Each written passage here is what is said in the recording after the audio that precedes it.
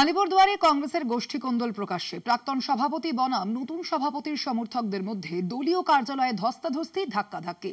কর্মী সভা চলাকালীন ঝাঁটা হাতে বিক্ষোভ দেখালেন মহিলা কর্মীরা। পণ্ড হয়ে যায় সাংগঠনিক সভা। একদিকে আলিপুরদুয়ার চৌপথিতে জেলা হাসপাতাল কেন্দ্রিক ৯ দফা দাবি নিয়ে চলছে আমরণ অনশন। অন্যদিকে কংগ্রেসের দলীয় দপ্তরের অন্য গোষ্ঠীর সাংগঠনিক সভা।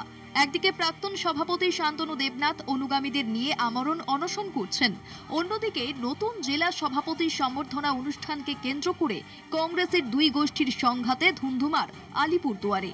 এ নিয়ে প্রশ্ন তুলে প্রচুর কংগ্রেস কর্মী দলীয় দপ্তরে এলে দুই গোষ্ঠীর মধ্যে তীব্র বাতানুবাদ শুরু হয় ধাক্কাধাক্কি। পরিস্থিতি গন্ডগোলের আকার নেয়, বন্ধ হয়ে যায় সাংগঠনিক সভা।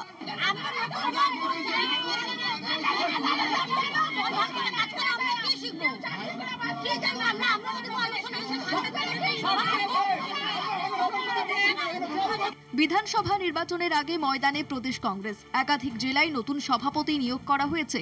সম্প্রতি আলিপুরদুয়ার জেলা কংগ্রেসের সভাপতি করা হয়েছে মৃন্ময় সরকারকে। রবিবার কলেজ হল্ট মোড়ে জেলা কার্যালয়ে নয়া সভাপতিকে সম্বর্ধনা দেওয়ার ব্যবস্থা করা হয়। সম্বর্ধনা শেষে কর্মী সভা করার কথা ছিল নয়া সভাপতির, আর সেই সভা শুরু হতেই শুরু হয় বিক্ষোভ। ঝাঁটা হাতে বিক্ষোভ দেখাতে শুরু করেন মহিলা কংগ্রেস কর্মীরা। অভিযোগ, কাউকে কিছু না জানিয়ে এই সভা করছেন নতুন সভাপতি। এত মানুষজন আসছে, তাদেরকে খাওয়া দাওয়া অ্যারেঞ্জমেন্ট করা হয়েছে। যদি কেউ মনে করে এটা পিকনিক যদি মনে করে আমরা কংগ্রেস কর্মীরা খাওয়াচ্ছি, যে যেটা ভাবতে পারে। কিন্তু একদিকে তো অনশন